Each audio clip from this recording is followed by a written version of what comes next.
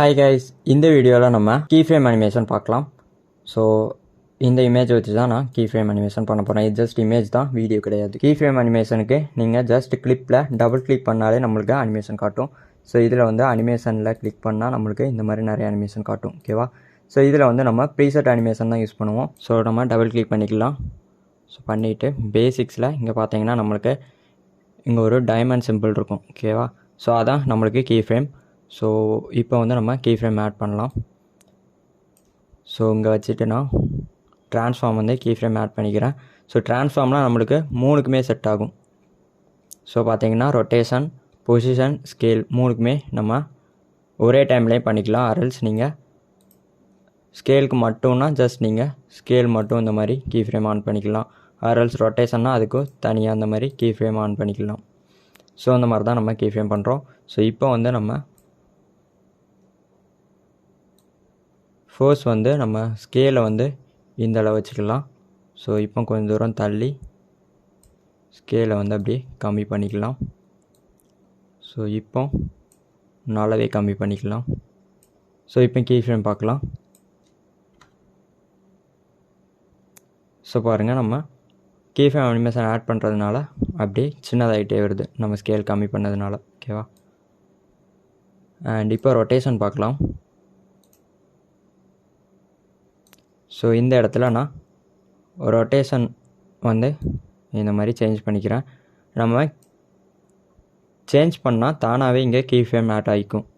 நீங்கள் சேஞ்ச் பண்ணலன்னா first key frame on பண்ணிட்டு அப்புறம் சேஞ்ச் பண்ணலாம். அரல்ஸ் நீங்கள் கீ ஃப்ரேம் ஆட் பண்ணாமல் சேஞ்ச் பண்ணாலே நம்மளுக்கு கீ ஃப்ரேம் வந்து தானாக ஆட் ஆகிக்கும். ஓகேவா? அண்ட் இங்கே வச்சு இன்னும் கொஞ்சம் கூட. ஸோ பார்த்தீங்கன்னா தெரியும், நம்ம சேஞ்ச் பண்ண உடனே இங்கே வந்து கீ ஃப்ரேம் ஆட் ஆகிருக்கு. ஸோ பாருங்கள், நம்மளுக்கு ரொட்டேட் ஆகுது தானாகவே. ஸோ இங்கேயும் தெரியும் நம்மளுக்கு மேனுவலாக சேஞ்ச் ஆகுது. அதே மாதிரி தான் பொசிஷனும்.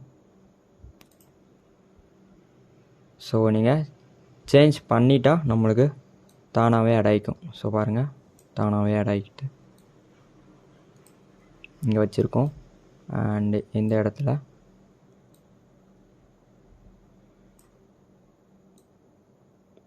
ஸோ இங்கே வச்சுக்கலாம். அண்ட் ஆல்சோ ரொட்டேஷன் கீ ஃப்ரேமையும் நம்ம இந்த மாதிரி சேஞ்ச் பண்ணிக்கலாம். இப்போ பார்க்கலாம் அனிமேஷன்.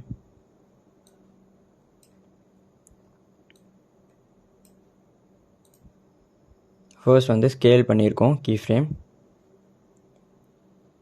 அண்ட் அப்புறம் வந்து நம்ம ரொட்டேஷன் பண்ணுவோம்.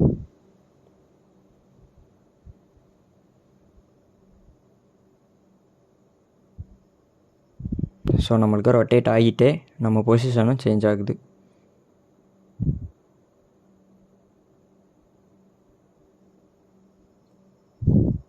ஸோ இந்த மாதிரி தான் நம்மளுக்கு கீ ஃப்ரேம் அனிமேஷன் வந்து ஒர்க் ஆகும். இதை வச்சு நீங்கள் எந்த நாளும் அனிமேஷன் பண்ணிக்கலாம். அண்ட் ஒப்பாசிட்டிலேயுமே நம்ம கீ ஃப்ரேம் அனிமேஷன் பண்ணலாம். ஸோ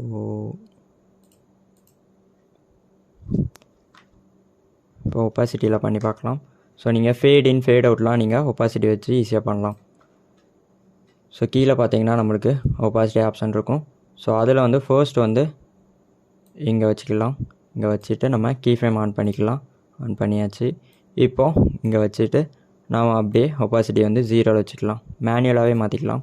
ஜஸ்ட் நீங்கள் டைப் பண்ணாலே நம்மளுக்கு ஒப்பாசிட்டி வந்து 0க்கு போயிடும். ஸோ ஃபர்ஸ்ட் வந்து 0 இருக்குது. அண்ட் இங்கே தான் நம்மளுக்கு ஃபுல் இமேஜும் ஷோ ஆகும். ஓகேவா? ஸோ இப்போ பார்க்கலாம். ஸோ இந்த மாதிரி நம்மளுக்கு ஃபேட் இன் எஃபெக்ட் வந்து கிடச்சிரும். அதேமாதிரி நம்மளுக்கு ஃபேட் அவுட்டுமே பண்ணிக்கலாம். ஸோ இங்கே வச்சு கீ ஃப்ரேம் ஆன் பண்ணிவிட்டு அண்டு எண்டில் வச்சு நம்ம அப்படியே கீ ஃப்ரேம் வந்து 0க்கு வச்சுக்கலாம். ஸோ இப்போ வந்து ஃபேட் அவுட் எஃபெக்ட் வந்து கிடைக்கும்.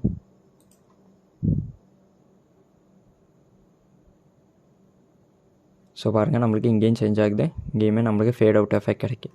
ஸோ இந்த மாதிரி தான் நம்ம கீ ஃப்ரேம் அனிமேஷன் பண்ணுறோம். ஓகே கைஸ், நெக்ஸ்ட் வீடியோவில் பார்க்கலாம்.